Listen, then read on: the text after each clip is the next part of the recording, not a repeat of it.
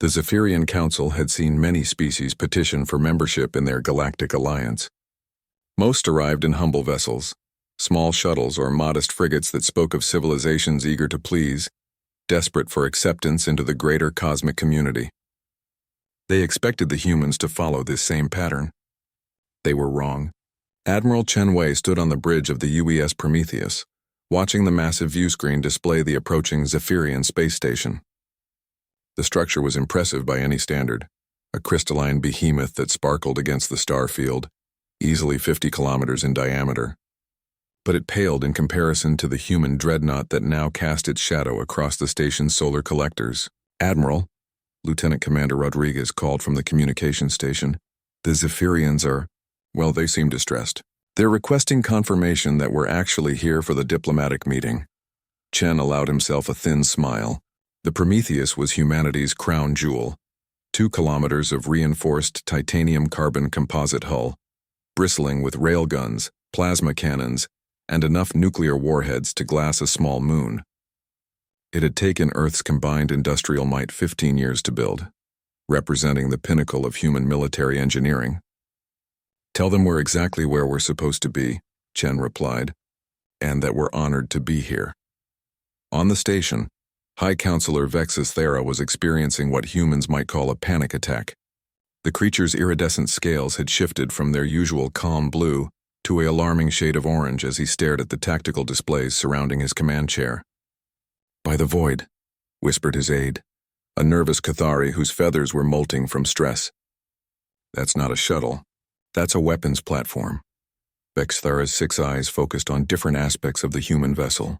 The energy readings were off the charts. The defensive systems appeared to be military grade. No, beyond military grade.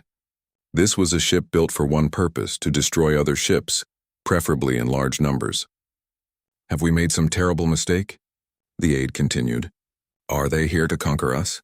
Before Vex Thera could respond, his communications officer announced that the humans were requesting docking permissions. Standard diplomatic protocol, as if they hadn't just arrived in a ship that could probably level half the station.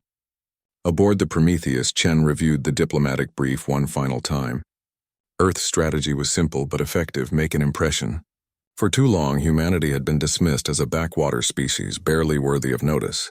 The previous diplomatic missions had sent modest vessels and had been treated accordingly, shown to waiting rooms, kept for months without meaningful contact, ultimately dismissed with patronizing promises to consider Earth's application.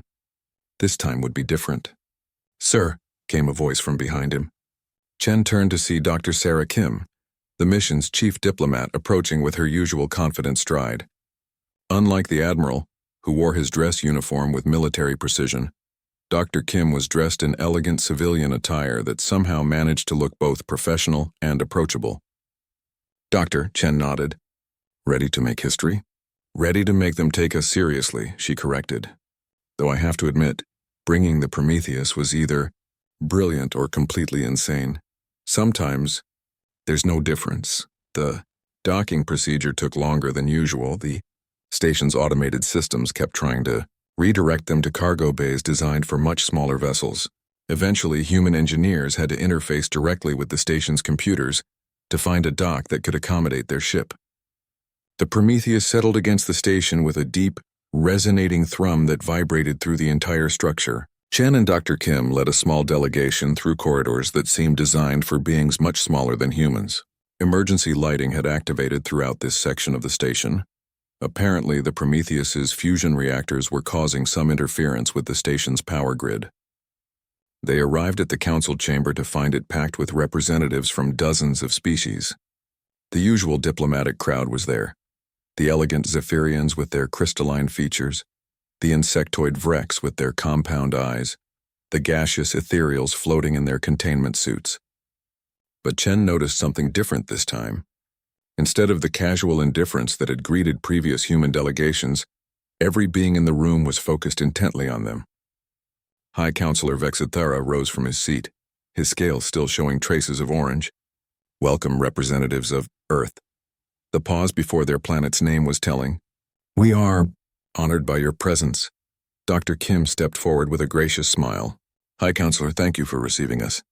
We come seeking partnership and mutual understanding between our peoples. Indeed, Vexithara replied, his eyes constantly darting toward the viewports where the Prometheus was clearly visible, though we must admit your arrival was somewhat unexpected. We were prepared for a standard diplomatic shuttle. The Prometheus is our diplomatic vessel, Dr. Kim replied smoothly. We felt it appropriate to arrive in something that properly represents human capabilities. A murmur ran through the assembled delegates. The Vrex ambassador's antennae twitched nervously.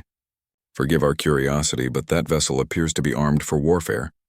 Admiral Chen chose this moment to speak. The Prometheus is an exploration vessel, designed for long-range missions in unknown space. Of course it's armed. Space can be dangerous. He paused, letting his words sink in. This is actually one of our smaller long-range vessels. The lie was perfectly delivered. The Prometheus was indeed one of humanity's smaller dreadnoughts. Earth had built 12 of them with plans for dozens more. But it was hardly a small vessel by galactic standards. High Counselor Vexithara's scales had shifted to a deep purple, a color that Chen's briefing materials identified as indicating deep concern. Smaller vessels? The counselor repeated weakly. Earth takes the protection of its citizens very seriously, Dr. Kim added. We've learned that the galaxy can be unpredictable. We prefer to be prepared. Over the next several hours, the diplomatic proceedings took on a very different tone than previous human attempts at galactic integration. Instead of being made to wait, the human delegation was ushered immediately into private meetings. Instead of patronizing lectures about galactic law and human limitations, they found themselves in serious discussions about trade agreements, defense pacts, and territorial boundaries. The other species representatives asked careful questions about human military capabilities, industrial capacity, and territorial extent. They seemed particularly interested in Earth's shipyards and manufacturing facilities. As the formal session concluded, High Counselor Vexithara approached Dr. Kim privately. Your species, he said carefully, how many vessels like the Prometheus do you possess? Dr. Kim considered her answer carefully. Enough, she replied simply. The counselor's scales shifted through several colors before settling on a respectful gold. We believe Earth's application for alliance membership can be expedited. Perhaps we could schedule the ratification ceremony for next week? Later, as the human delegation prepared to depart, Admiral Chen stood once again on the bridge of the Prometheus, watching the space station recede in their wake. Mission accomplished, Dr. Kim asked, joining him at the viewport. Mission accomplished, Chen confirmed. Sometimes the best diplomacy is simply being too dangerous to ignore. As the Prometheus jumped to hyperspace, carrying news of humanity's successful diplomatic breakthrough back to Earth, the Zephyrian Council was already drafting new protocols for first contact situations. The heading read, When they arrive in dreadnoughts, a guide to diplomatic encounters with militaristic species. They had expected a shuttle. Instead, they got a lesson in human philosophy. Speak softly, but carry a very, very big stick.